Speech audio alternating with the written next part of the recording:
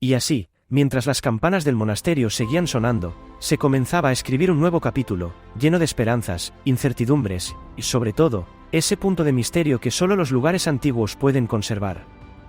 Los días en Orduña se convertían en un caleidoscopio de emociones. Durante el día, la cálida luz del sol se filtraba a través de los cristales coloreados de las antiguas ventanas góticas, creando juegos de sombras y reflejos que encantaban a todo aquel que los contemplaba, mientras que por la noche, el monasterio se transformaba en un lugar suspendido entre la realidad y el sueño, donde el silencio solo era interrumpido por el susurro del viento entre los muros de piedra. Las monjas, conscientes de que habían emprendido un camino sin retorno, se dedicaron en cuerpo y alma a cada detalle de la restauración. Sor Miriam, con su mirada atenta y su infinita paciencia, se convirtió en la guía espiritual y práctica de todas las operaciones.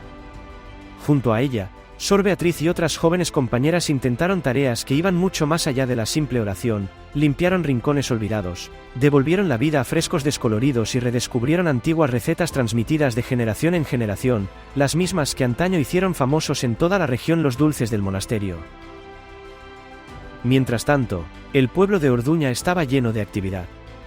Los lugareños, inicialmente escépticos ante la rebelión de las monjas, fueron conquistados por su pasión y el calor humano que emanaban.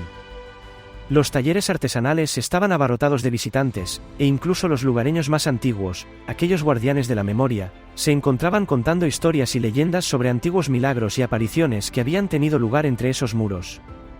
Se decía, por ejemplo, que en las noches de luna llena se podía escuchar un antiguo canto gregoriano, como si las almas de los fundadores del monasterio quisieran comunicar un mensaje de esperanza a aquellos dispuestos a escuchar.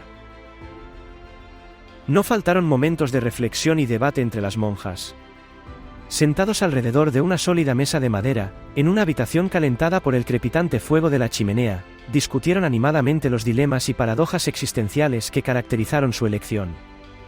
Quizás, en esta rebelión nuestra, haya un camino para recuperar esa pureza que el mundo moderno ha olvidado, comentaba a menudo Sor Beatriz, en voz baja y llena de sabiduría. Sor Miriam, siempre la más pragmática, añadió que la lucha contra la autoridad no era solo una cuestión de principios, sino también de necesidad de preservar ese lugar encantado que tenía el poder de transformar vidas. Fue en una de esas noches, mientras las estrellas salpicaban el cielo oscuro, que apareció una figura misteriosa. Un hombre, de modales reservados y con un pasado rodeado de misterio, llamó a la puerta del monasterio con una invitación inesperada. Se presentó como don Alejandro, un ex estudioso del arte e historiador, que había pasado años viajando por España en busca de lugares olvidados e historias secretas. Con voz serena y ojos llenos de profundo conocimiento, don Alejandro dijo haber estudiado los documentos ocultos en las bodegas del monasterio, revelando detalles que nadie jamás hubiera imaginado. Habló de ritos antiguos, símbolos crípticos tallados en piedra y una red de pasajes secretos que creía que se extendían mucho más allá de los muros conocidos. Sus palabras, llenas de misterio y encanto, captaron inmediatamente la atención de todas las monjas, pero también la de los aldeanos, que se reunieron alrededor del monasterio para escuchar aquella historia. Don Alejandro explicó que si bien el monasterio había sido alguna vez un centro espiritual de inestimable valor, también había sido escenario de secretos y alianzas ocultas, un lugar donde la fe y el poder estaban inextricablemente entrelazados. Habló de un antiguo manuscrito, escondido entre las páginas de un viejo libro conservado en la biblioteca del monasterio, que hablaba de una reliquia perdida, capaz de dar al lugar una protección casi milagrosa. La reliquia, según la leyenda, fue forjada durante la época de las grandes invasiones, símbolo de resistencia espiritual ante las adversidades de la historia. Las monjas, aunque inicialmente dudaban, sintieron una creciente curiosidad y urgencia por aprender más. La hermana Miriam propuso organizar una expedición a los rincones más escondidos del monasterio, con la idea de encontrar rastros de aquel manuscrito y, tal vez, descubrir la verdad sobre la reliquia. Así, entre mapas amarillentos, notas antiguas y la ayuda de don Alejandro, las monjas se adentraron en pasillos olvidados y habitaciones secretas, explorando rincones que parecían suspendidos en el tiempo. Cada paso era un desafío, cada sombra un rompecabezas por resolver.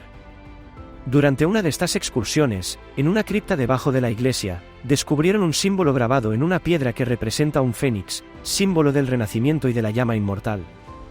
Fue un momento de profunda emoción, en el que el simbolismo antiguo se fusionó con la realidad vivida, dando nueva vida a su espíritu y fortaleciendo la convicción de que, a pesar de todo, su misión tenía un significado mucho mayor que una simple disputa burocrática. Mientras tanto, la polémica con la diócesis seguía viva. Monseñor Enrique, en un intento de recuperar el control, organizó reuniones y asambleas, tratando de recabar el consenso de los demás miembros del clero. Sin embargo, la pasión y determinación de las monjas, unidas al apoyo de una parte creciente de la comunidad, no permitieron que el monasterio cayera en el olvido. La noticia se difundió rápidamente, atrayendo la atención de medios nacionales e incluso internacionales, que cuestionaron una iglesia en crisis y la paradoja de un lugar sagrado que se rebela contra la lógica del poder. En este clima de tensión, la vida dentro del monasterio adquirió una dimensión casi surrealista. Las oraciones se mezclaban con los sonidos de la naturaleza, los cantos antiguos resonaban en las naves, y en cierto sentido, el monasterio se convirtió en el escenario de un drama épico, en el que la fe se enfrentaba al cambio y lo antiguo chocaba con lo moderno.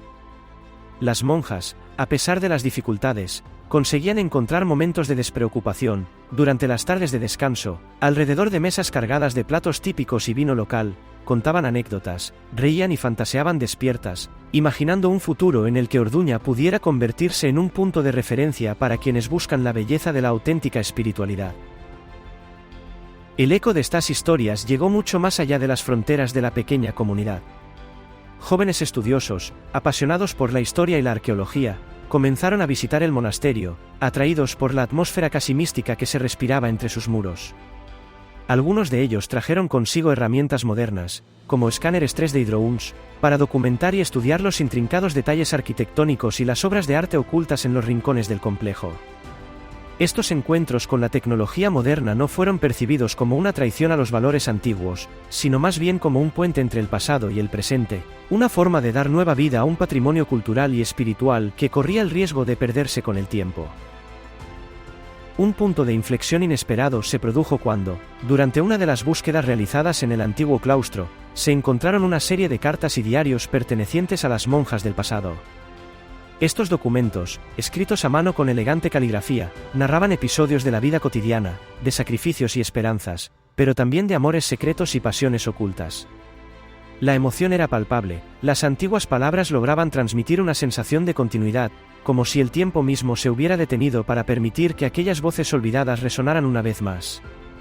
Las monjas leen esos textos con ojos lúcidos, encontrando en ellos consuelo y guía, un camino para comprender mejor las raíces profundas de su existencia monástica. Por supuesto, también hubo momentos de gran tensión. La presencia de don Alejandro, que cada día encendía la mecha de la curiosidad y la intriga, despertaba a veces también sospechas entre algunos lugareños, que temían que el pasado pudiera esconder verdades demasiado poderosas para ser reveladas. Una fría mañana de invierno, una noche antes de que la disputa con la diócesis llegara a su clímax, ocurrió algo inexplicable: un incendio, de origen misterioso, se desató en uno de los anexos del monasterio.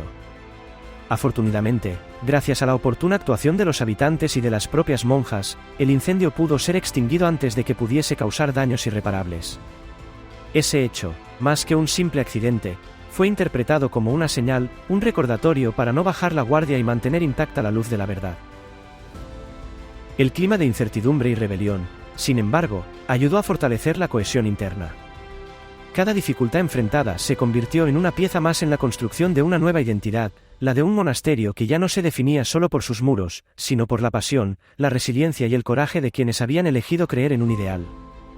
Las monjas, con su determinación, habían transformado un edificio sencillo en un símbolo de resistencia contra el conformismo, un testimonio vivo de que la fe, entendida en sentido profundo, no conoce fronteras ni jerarquías predefinidas. En los siguientes meses, el monasterio de Santa Clara en Orduña se transformó en un lugar de encuentro y diálogo, donde las barreras entre pasado y presente se disolvieron. Las tardes de verano estuvieron animadas por canciones, lecturas y representaciones artísticas que involucraron no solo a la comunidad local, sino también a visitantes de todo el país.